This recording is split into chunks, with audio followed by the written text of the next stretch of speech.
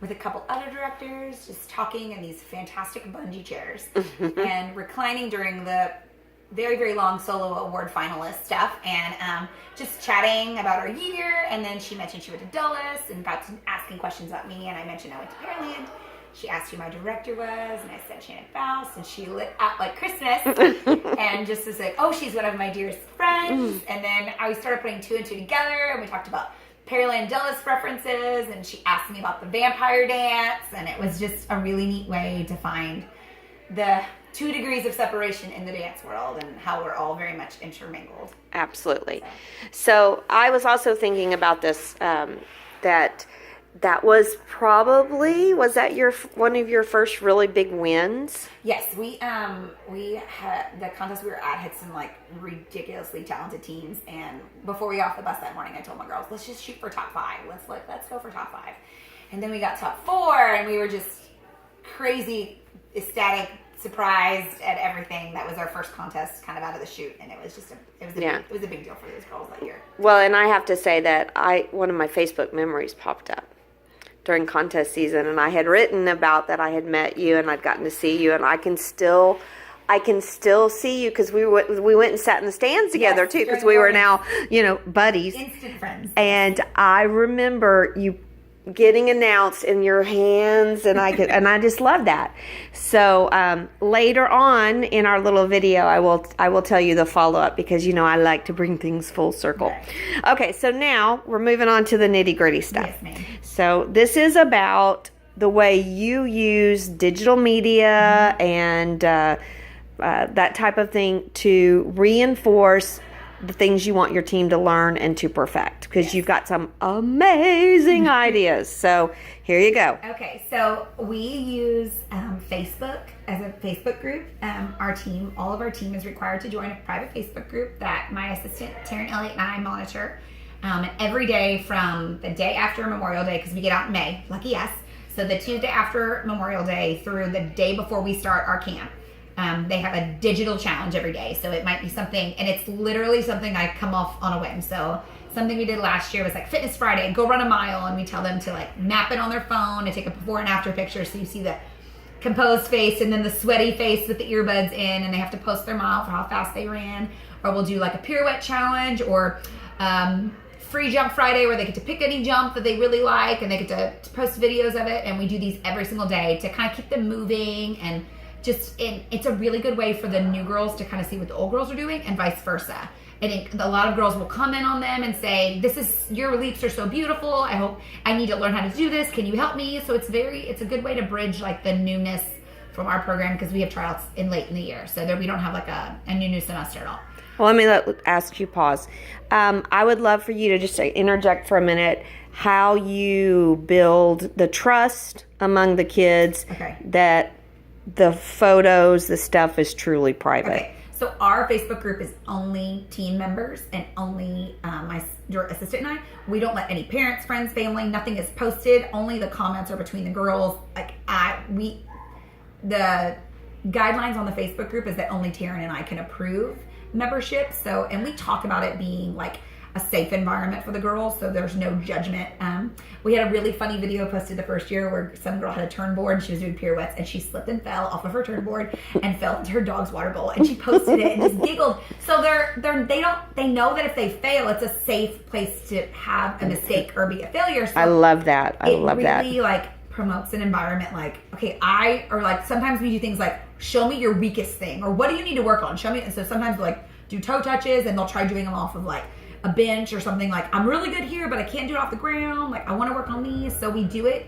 And the old girls will give feedback. Officers will give feedback. And it's just a really good environment for my officers to give like corrections. Hey, that's really great. But, if you're a new girl, we do our arms like this when we do this, or we do arms like this. So practice this, so that they've got that positive reinforcement coming in as to, doing it the Jacketeer way, or, the way that Miss Robinson or Miss Elliott wants certain skills to be executed. So there are short things. It's not I need your 17 minutes. Never. It's like less than 5 minutes of their time every day. And if kids are on vacation, they come back and they find the days that we wrote and they just pop their video in. So it's definitely not something we want to encourage them to do like a lot of. We want them to do it every day, because we don't want them sitting around all day eating Cheetos and watching Netflix all day and laying in bed. We want them up and to be active. And we do fun challenges, like we had them do, like, teach someone in your family how to do a pirouette. And it was just funny to try to watch these parents do what these kids do.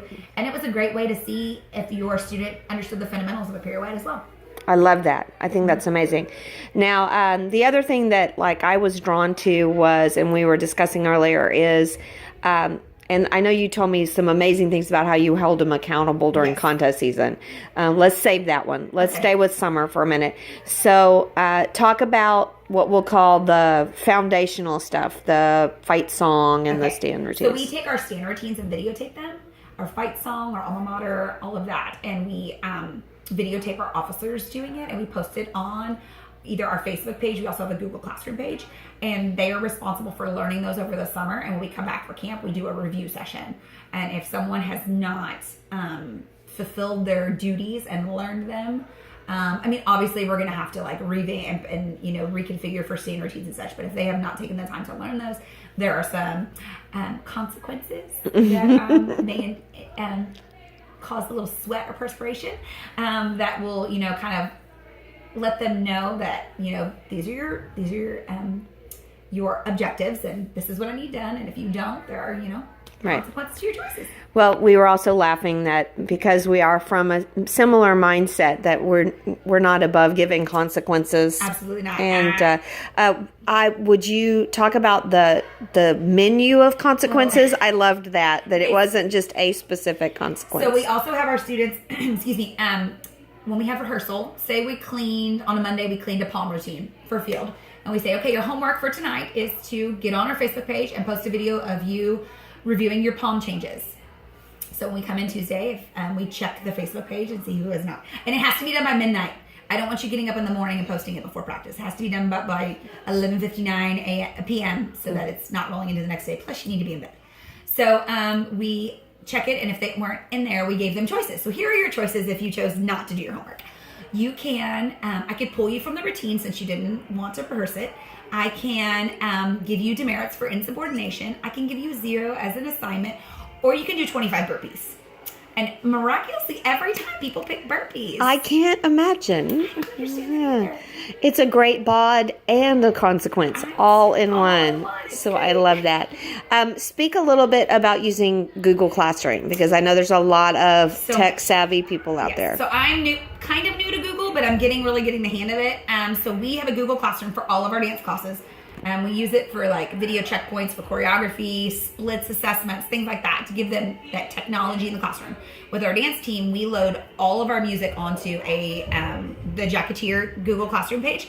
And so they have access to if I edit their solo music, all of their contest music, football music, spring show music, any stand routine, pep rally, anything, little girl clinic, winter show, anything we do, we have that, so that I'm not emailing things. I can just load it up there, and people can always find an opportunity to practice with their music. We ask them to practice with Facebook, but because of music and copyright laws, music can't always be posted on Facebook. So then we have the students kind of migrate over to Google Classroom. So we're kind of getting to the nitty gritty of contest season, when we want to see, okay, we see that you're reviewing your dances and you're doing great, but can you do it up to tempo at the correct part of the song on your counts? That's when it became more viable to use it with Google Classroom.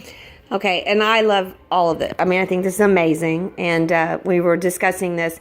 What would you say, these are those like on-the-spot questions like officer camp, or officer tryouts, what would you say is the success rate with your kids? Are they all bought in? How long does it take some of those kids to figure out this is legit? I think it was 2 years ago we started Facebook. And then this last year, we incorporated them with Google Classroom and the music. And the Google Classroom music helped tremendously, because I had those go-getters that wanted the music, or that were just nosy and wanted to know, because I'll post music before they've even learned dances yet. They're I love that. I love our new jazz song. I'm like, quit being so nosy. So that was really good. You know, when kind of the typical tired times of the year, so like February, we're like really in contest. That's when you kind of see the drop of participation. So we don't check as often, but we kind of let them know we're checking Facebook at once this week, or we're checking Google Classroom once this week. So they kind of like perk up to it, or I'll give them an incentive. Like, we checked Google Classroom and these girls all posted great videos. So you get Right. gummy snack or something, easy, or you get a PP pass or a physical consequence. I was going to pass. say, you better tell them what a PP pass is. So a PP for those pass- of you that are not familiar with Shannon Faust lingo. So if they do something like, we don't do demerits for tardies, they get a physical punishment at the end of practice. There's where the PP comes that's from. That's where the PP, physical punishment. And so, or PT, someone calls it, for physical training. Yeah. So we do that at the end of practice. So if we do PP passes as an incentive, or so that it doesn't hinder their dress time. And then if they're just wearing the wrong attire to practice, we do that as a grade check like we do with a normal dance class. So that doesn't affect our practice time at all. Yeah, figured we'd better clear that one up for the non-knowing. Well, I love everything you're saying, and I love this. Let me ask you one more kind of on-the-spot question. So from the educator point of view, from the director point of view, what was your learning curve to get, or learning, not just learning, but maybe your getting in the habit curve of being sure that you posted, that you, how much time are you giving up to that? Because I think it's saving you a tremendous amount of time. So the videos for like your stand routines and stuff, I'm making my break. We just have new officer trials, and we do the same stand routines traditionally every year. So we do my new officer line. We post the videos, and I just make them video it. I have them post a phone up in the back, and they do it with just counts really slow so they can learn. And then they'll pick a random stand tune and do it so they show what it looks like. And we just tell the girls, pick a girl and learn her part. Like, these girls are all doing different counts. Just pick one, because it's gonna all change anyway. And then for things like fight song, alma mater, ours is all the same. We don't have a lot of parts. It's all unison, so that really doesn't affect us. But we do that before the school year is out and post it so they have all summer to learn it. Mm-hmm. And as far as our daily challenges, like sometimes I get up in the morning and do it. Sometimes it's when my kids are for a nap. Sometimes it's at 8 o'clock at night, like, sorry, I forgot, type thing. And, I take vacations and stuff too. And so my assistant can take that. So if you're balancing it between two people, you do this week, I'll do next week. And you can just find a time where it doesn't conflict. Speaking of conflict, what's that? That's our school bell. I was making sure that wasn't a fire alarm. No. Do we need to talk about summer dance? Yeah. Okay. Yeah. Well, I was going to finish this one up before we do this. So one more thing about this as far as the time and the flip and the flop. So here's just a suggestion that came to me as I was doing it.